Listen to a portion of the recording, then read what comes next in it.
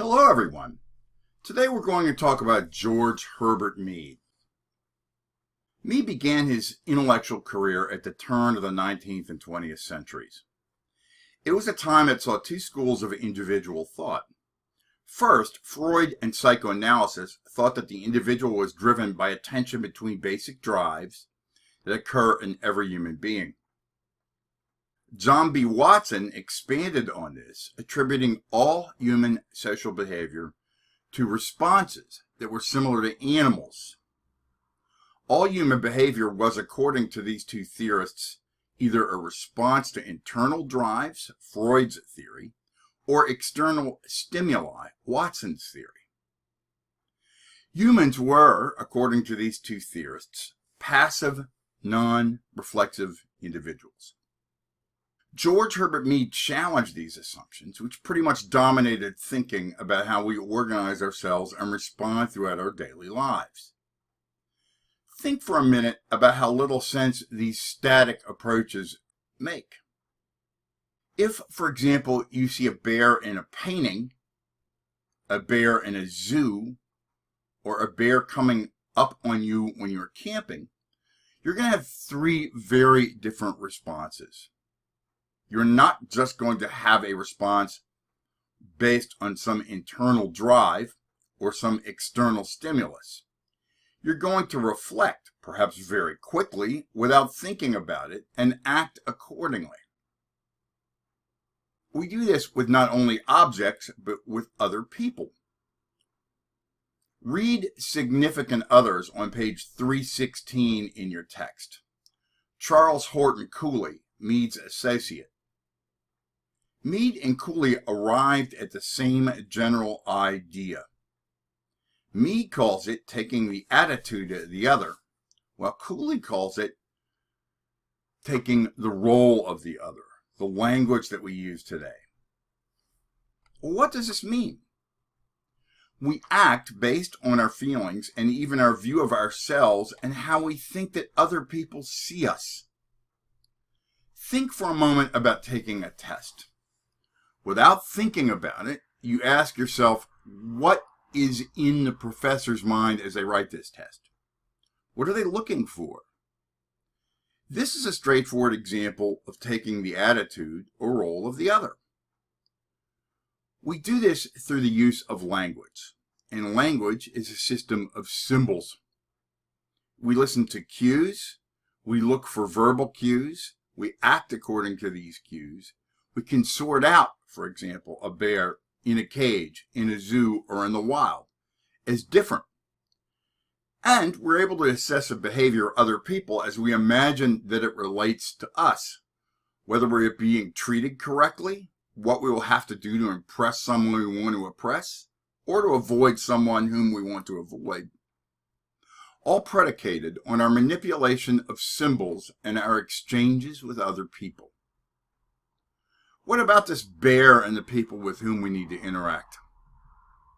Mead places emphasis on the socially agreed definition of a situation, which he terms meaning.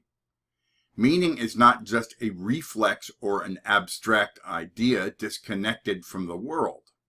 Meaning is, for Mead, the process whereby we place social action into context. It is like another word for context. Think about this. You're driving and someone thinks you're driving too slow. They get angry and they flip you off. It's really rude. You have a shared social meaning with that person. We all know what kind of hand gesture means, but there is nothing in nature that suggests that this gesture is universal. It might not mean the same thing in every culture. And were I to do it here, you would know that I'm just making an example. We sure do respond to it, though, in traffic. You might be afraid because you're dealing with a person who is not right. Or you might be angry. This obscene hand gesture is a significant symbol. It says, on the part of the other person, I don't know you, I don't like the way you're behaving, I deny you. This is pretty powerful stuff. For George Herbert Mead, these early 20th century sociologists used their full names for some reason. Individual interaction was the glue that held society together.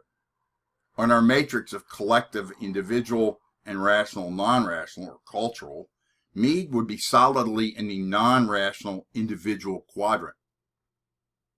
Society was constructed, according to Mead, of many interactions between people and the social consensus that comes from interaction.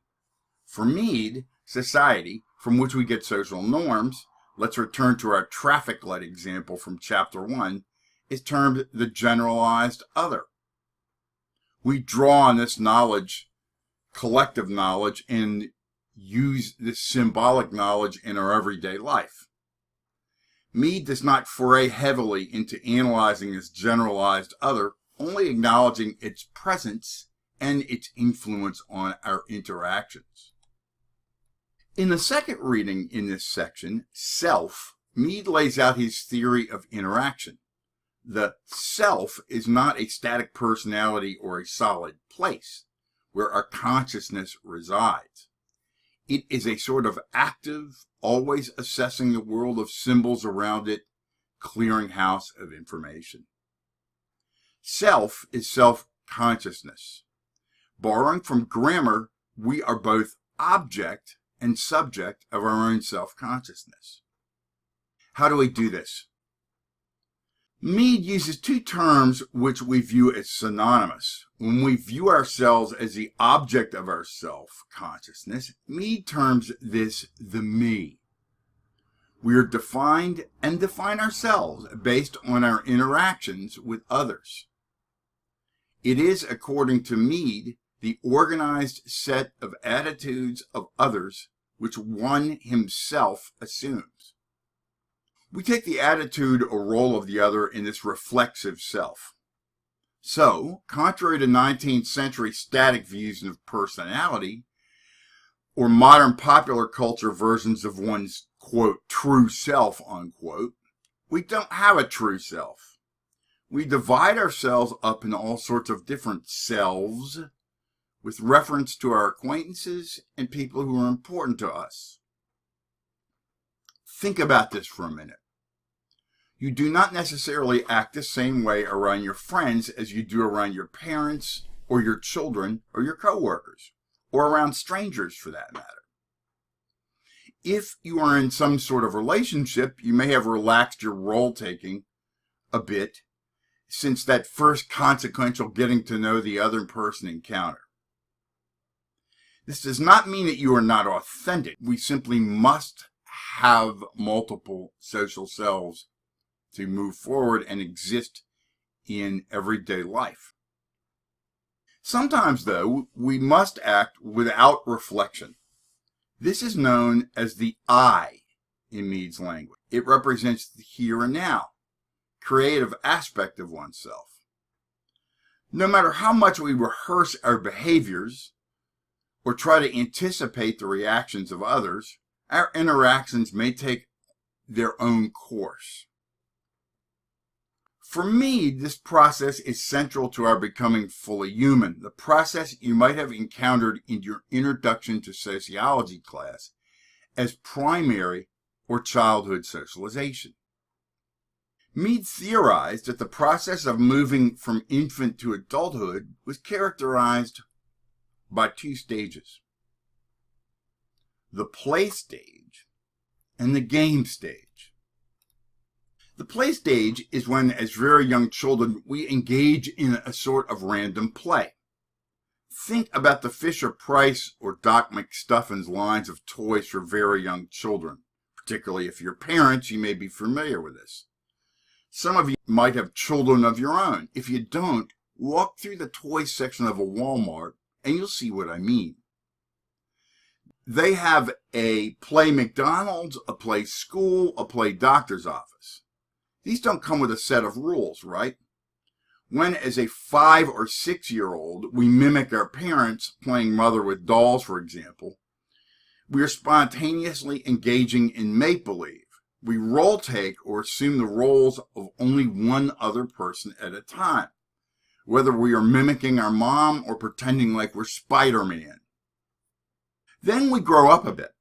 Around the age of 7 to 9, we begin to play games. First tetherball for younger kids, and then basketball or football, for example. We must assume the role of multiple others. We have rules. The rules of the game organize the roles that we play. This grouping of these rules-driven roles binds folks into what Mead terms the generalized other, what we talked about earlier. So as we mature, our ability to use symbolic language grows, and our ability to role take with increasingly more people grows as well. There are elements omitted from Mead's initial analysis. The reality that some people have more social power due to characteristic, which may force one's taking the attitude of the other for some and diminish it for others. But his framework is rigorous enough so that these elements are added in subsequent developments of Mead's ideas by later social theorists, which we'll be covering in a couple of chapters.